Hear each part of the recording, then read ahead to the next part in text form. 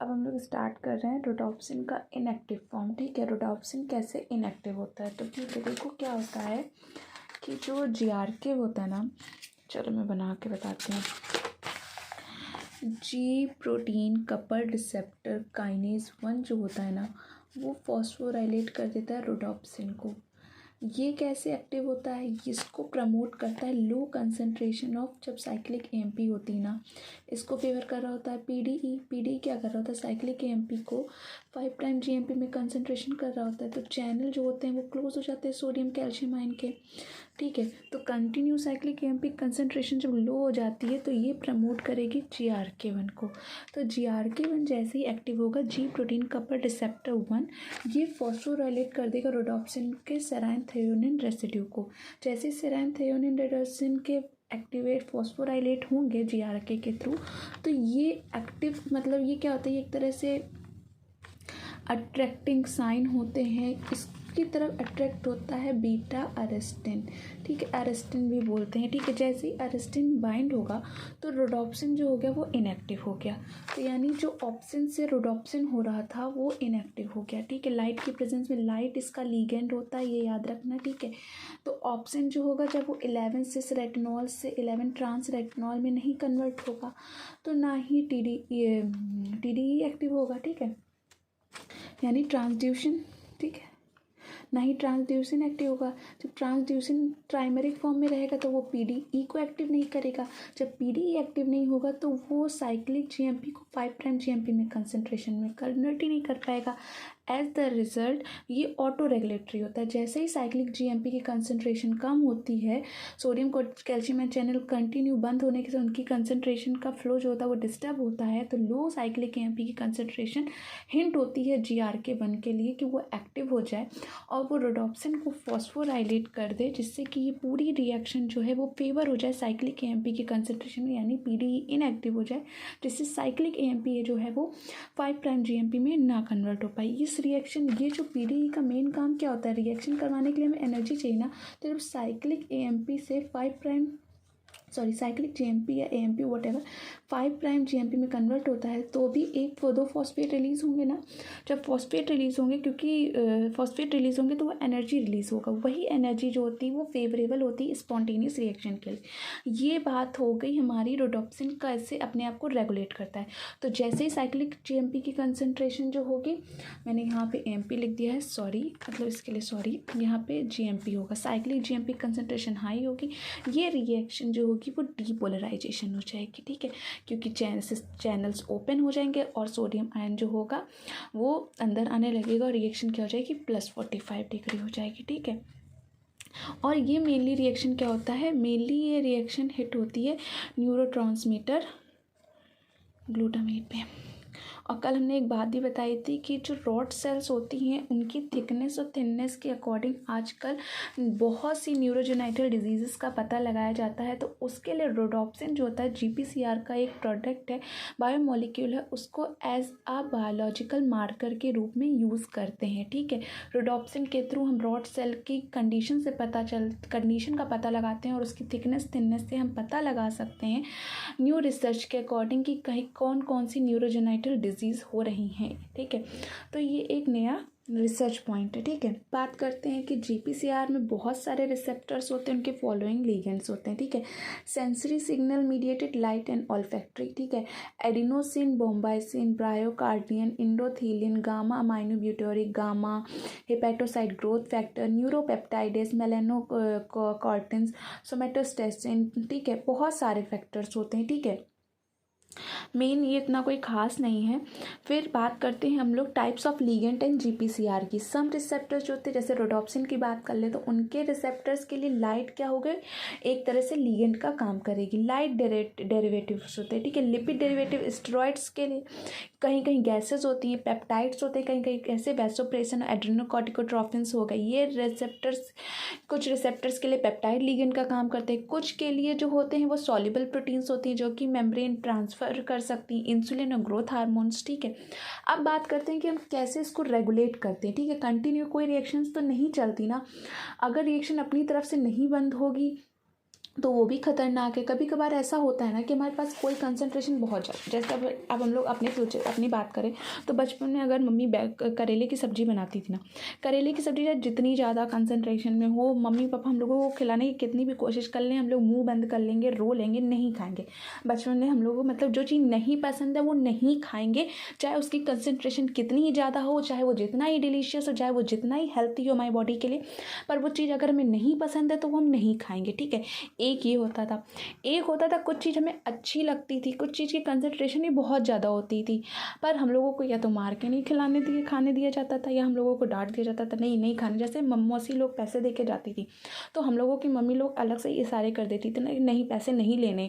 तो अब वो चीज़ है बहुत अच्छी, है बहुत अट्रैक्टिव, पर हम लोग डरे सहमे से नहीं ले सकते क्योंकि उसके बाद मार पिटेगी। ठीक है, तो इसी से दो रिलेटेड फैक्टर्स होते हैं कैसे जीपीसीआर अपने आप को रेगुलेट करता है। एक होता है डिसेंसिटाइजेशन और एक होता है डिसेंसिटाइजेशन और एक होता है इंटरनलाइजेशन। ठीक है, अब इसके बारे में मैं बताती हूँ क्या काम करता है। ठीक है, कोई चीज़ ज़रूरत से, जैसे मैंने बताया कोई भी चीज़ है, ग्वानिन एक्सचेंजिंग फैक्टर का क्या काम होता है, जीडीपी को जीटीपी में कन्वर्ट करना। ठीक है, और ग्वानिन एक्टिवेशन प्रोटीन का क्या काम होता है, जीटीपी को जीडीपी में कन्वर्ट करना। ठीक है, ये मेन काम होते हैं इन दोनों के। ठीक है, अब बात करते हैं हम लोग जीपीसीआर का एडाप्टेशन। टारगेट सेल यूजली दो तरह से प्रोसेस को अडाप्ट करा है कि जब कंसंट्रेशन बहुत ज़्यादा होगी तो कैसे वो अपने आप को रेगुलेट करेंगी।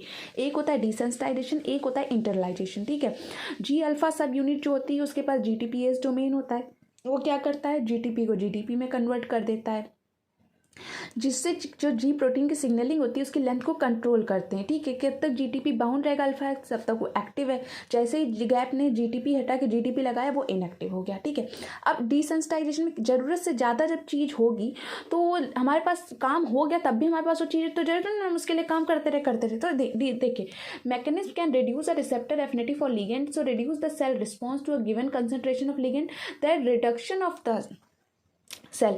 ठीक है, sensitive to a particular ligand called desensitization. ठीक है, critical the ability of cell to respond opportunity to extend signal and result from the various mechanism.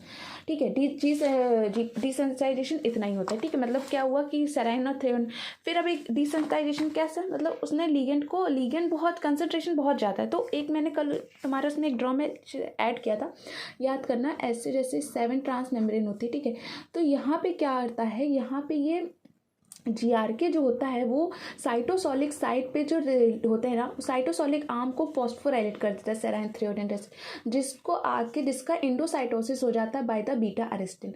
तो जैसे जो साइट होती है इंट्रासेलुलर ट्रैफिकिंग वो रीसेंसिटाइजेशन हो जाती है, मतलब उस पर कोई इफेक्ट ही नहीं पड़ना, चाहे आप जितना बाहर से लिगेंड देते रहो, जब जो रिस्पॉन्स करना है यही इनएक्टिव हो गई, यही एक पॉकेट में कवर्ड हो गई, तो इसके आगे कोई सिग्नल जाएगा ही नहीं, तो आगे कोई रिएक्शन कैसे कंप्लीट होगी, कैसे प्रोसीड होगी। ठीक है, तो ये एक था। ठीक है, desensitization, loss of response of prolong and receptor stimulation. ठीक है, ये देखो मैंने बता दिया था ना, सेराइन थ्रेयोनिन रेसिड्यू पे ही मोस्टली फॉस्फोराइलेट करते हैं साइटोप्लाज्मिक डोमेन पे, तो जिस जीआरके के थ्रू उसको बाइंड कर लेता है आके बीटा अरेस्टिन अनकपलर होता है, वो uncoupler the receptor and G protein, वो अनकपलर का काम करता है कि मतलब चाहे जितना रिसेप्टर से लिगेंड बाइंड होता है कोई फायदा ही नहीं, क्योंकि वो साइटोसोलिक डोमेन उसके इनएक्टिव कर चुका है। अब इंटरनलाइजेशन की बात करते हैं, removal of receptor from the cell surface. Cell surface के रिसेप्टर ही हटा दो। जब मम्मी मौसी लोग जाने लगती तो मम्मी लोग कमरे भगा देती, नहीं भागो, बाहर रहोगे तो मौसी लोग पैसा देंगे ना, तो भागो ना। कोई भी बाहर का गेस्ट आता है, जब बच्चे बाहर, जब वो जाने लगता है, दिन भर बच्चे उसके सामने जाने लगे, मालूम उसको हमको पैसे मिलने वाले।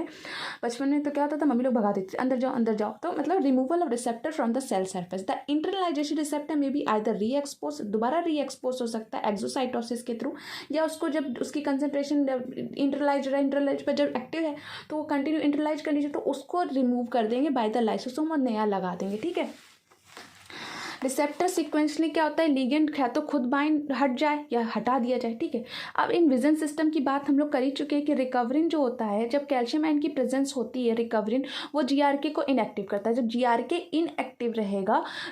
इनएक्टिव रहेगा तो रोडोप्सिन जो होगा वो फॉस्फोराइलेटेड नहीं होगा, ईजिली वो ट्रांस कन्वर्ट हो जाएगा और वो ट्रांसड्यूसिन को एक्टिवेट कर देगा, जिससे पीडी एक्टिव हो जाएगा, जिससे साइक्लिक जीएमपी 5 प्राइम जीएमपी में कन्वर्ट हो जाएगी और रिएक्शन जो है वो हमारी हाइपर पोलराइज्ड हो जाएगी। ठीक है, इसका वाई वाइस इनवर्सा क्या होता है ये मैं पहले ही डिस्कशन कर चुकी हूँ। अब हमारे पास एक कंटेंट रह गया था वुफिंग कफ, ठीक है। वुफिंग कफ क्या होता है इसके बारे में मैंने डिस्कशन नहीं किया था, और सब तो हो गया था। आई थिंक नाइट्रिक ऑक्साइड वाली रिएक्शन भी समझ में आ गई थी कि नाइट्रिक और कैल्शियम आयन जब कैलमोडलिन से बाइंड करता है वो नाइट्रिक ऑक्सीडेज को एक्टिवेट करता है। तो जैसे ही नाइट्रिक ऑक्सीडेज एक्टिवेट होता है वो आर्जिनिन और ऑक्सीजन की प्रेजेंस को कन्वर्ट कर देता है नाइट्रिक ऑक्साइड में और सिट्रुलिन में, ठीक है। तो नाइट्रिक ऑक्साइड का काम क्या होता है, मसल्स रिलैक्सेशन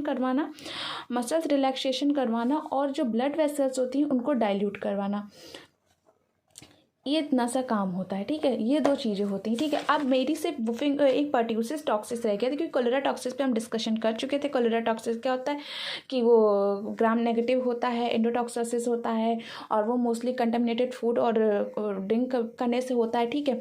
और उसमें क्या होता है कि सीवियर डायरिया हो जाता है, और एंटिल एलनेस अगर उसको क्योर ट्रीट ना करे तो इतनी ज़्यादा क्योर हो जाती है कि डेथ कॉज कर जाती है। उसमें भी वो किससे बात करती होती है, वो हमारी जो इंटेस्टाइनल विलाई होती है उसके ऊपर क्या होती है, मेम्ब्रेन्स होती हैं, उसका नाम GM1 मेम्ब्रेन होती है, उससे बाइंड करती है अल्फ़ा एंजाइमेटिक होती है, और 5 बीटा सब यूनिट होती है जो इंटरलाइज करती है ER से, वो एंडोसाइटोसिस होती है उसकी, फिर वो रेट्रोगेट होकर गोल्गी में जाती है। वो पूरा रिएक्शन होता है कैसे वो हमारे लिए हार्मफुल होती है, ठीक है।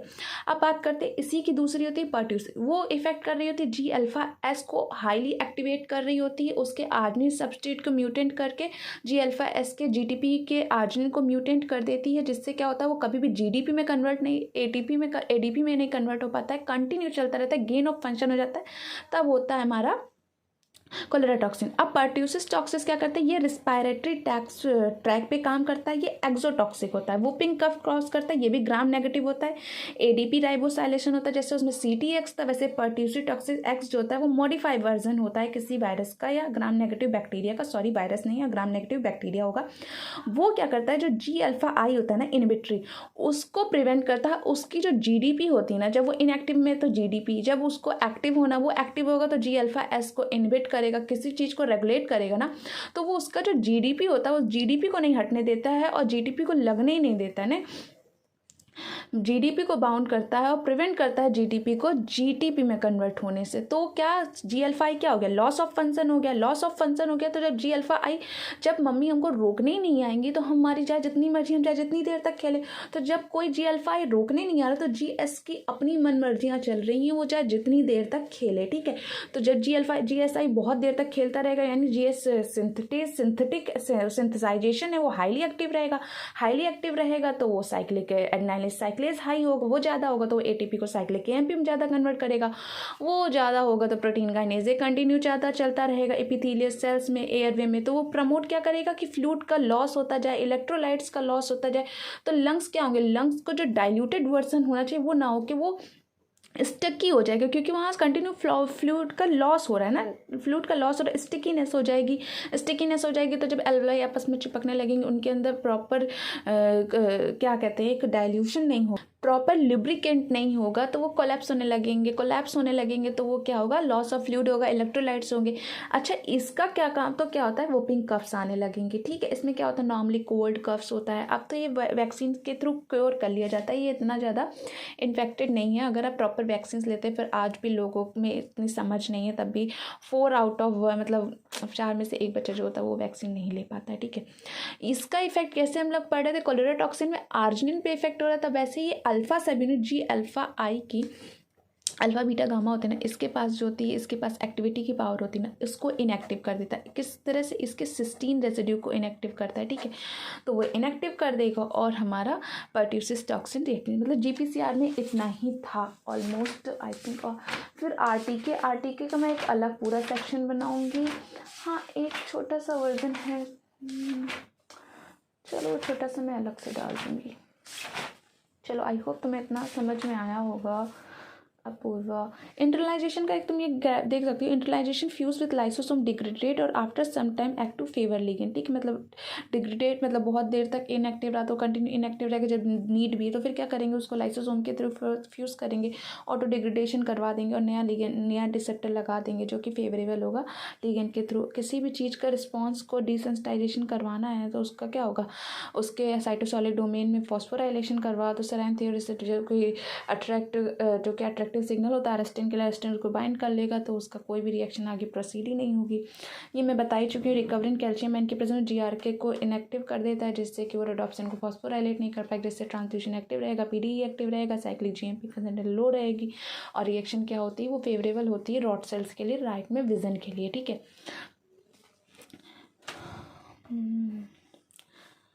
चलो बस इतना ही था। RTK पे मैं अलग रिएक्शंस बनाऊंगी, कुछ है स्पेशल